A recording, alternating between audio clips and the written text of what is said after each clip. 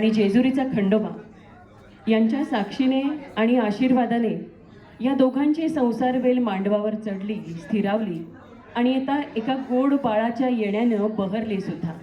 आणि या बहराचाच हा सोहळा, कल्याणीच्या ओटी भरणाचा सोहळा आपण आपल्या पद्धतीने साजरा करूयात.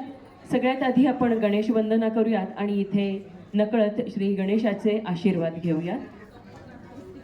वक्रतुंड महाकाय सूर्यकोटि समप्रभ निर्विघ्नं कुरु मे देव सर्वकार्येषु सर्वदा.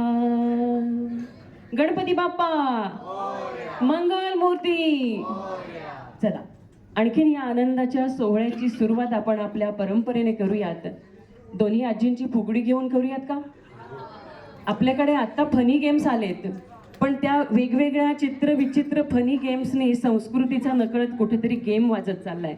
त्यामुळे आपण आपल्या पारंपरिक खेळांना पुन्हा आणूया आणि ही छोटी मुलं जी आहेत त्यांना देऊयात संस्कृतीचा वसा. चला आनंदाची फुगडी या आजी मंडळींची. ही फुगडी मुक्याने शोभेल का? नाही ना? मग काय करायला हवंय? काय करायला हवंय? उखाणा. बरोबर. हातात हात घेऊन उखाणा तर व्हायला पाहिजे ना आजीच्या फुगडीचा. बरं आपण मी सांगू का? आजींच्या तोंडून येऊ द्या का? हॅलो हॅलो येते काय? त्या बाळासाठी लाडू पेढे वळू, आपण दोघी विणी विणी फुगडी घालू.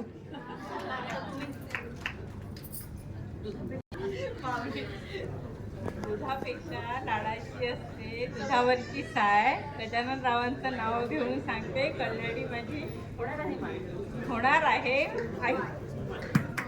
दुधापेक्षा प्रिय असते दुधावरची साय.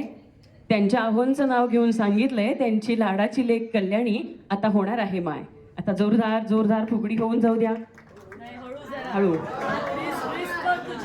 हळू हळू हळू हळू हळू. बस बस. यानंतर बाळाची मावशी आणि बाळाची होणारी आत्या दोघी कुठे आहेत? या मग तिघींची फुगडी घेऊयात आपण. या या या, कारण आपण हा परंपरेचा वसा आपल्या पुढच्या पिढीला दिला. अरे वा, मग मावशांचा त्यांचा फेरच धरूयात की आपण. या या आहे. माऊली माऊली म्हणत फुगडी घालत कितीतरी वेगवेगळ्या प्रकारचे टाळ्या वाजवूयात का आपण यांच्या फुगडीला?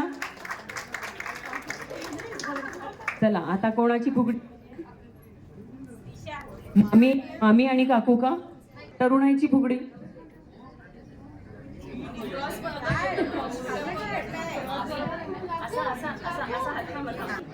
आयुष्यातही असंच काही. आपण फिरून फिरून पुन्हा आपल्या भावनेपाशी एकत्र येत.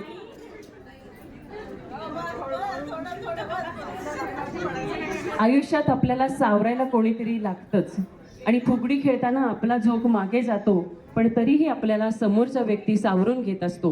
म्हणूनच तर ती ही फुगडी संस्कृतीची आहे, एकोप्याची आहे.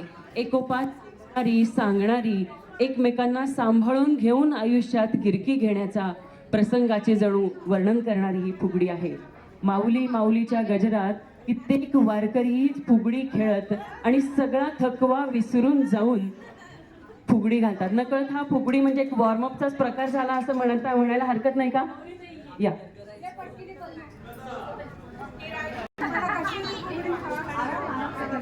तिकडून डिमांड आलेली उखाण्यांची, यांचे अहवाल आहेत का सगळ्यांचे?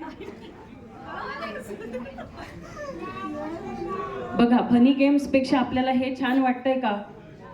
कारण आपल्या ही छोटी मुलं आपल्याला पाहतात आणि नकळत यांना हेच वाटतं की फनी गेम्स म्हणजेच आपली संस्कृती आहे. त्यामुळे आपण हा संस्कृतीचा ठेवा त्यांना देऊया. आपण प्रातिनिधिक स्वरूपात घरातल्या 5 जणींनी औक्षण करूया. इथे कोणी नाही ज्येष्ठ, कोणी नाही कनिष्ठ. इथे कोणी नाही ज्येष्ठ, कोणी नाही कनिष्ठ. तुम्ही सगळेच आहात गिरधर आणि कुलकर्णी परिवारासाठी अंतरित.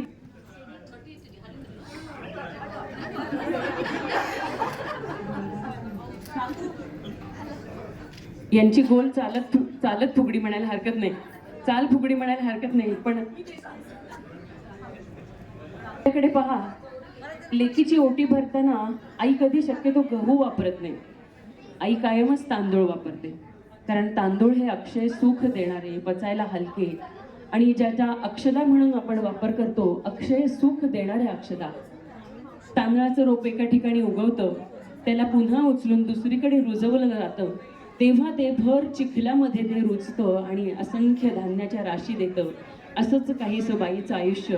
म्हणूनच आई नेहमी लेकीची ओटी भरताना तिची भरभरून सुखाची अपेक्षा करत तिच्यासाठी तांदळाने ओटी भरते आणि आपल्याकडे अक्षय सुख देताना, आशीर्वाद देताना, औक्षण करताना आपणही आपल्या औक्षणाच्या तबकामध्ये रंगवलेल्या अक्षदा, हळदी कुंकू सौभाग्य चिन्हांनी रंगवलेल्या या अक्षदांनी आपण ओटी भरण करूया.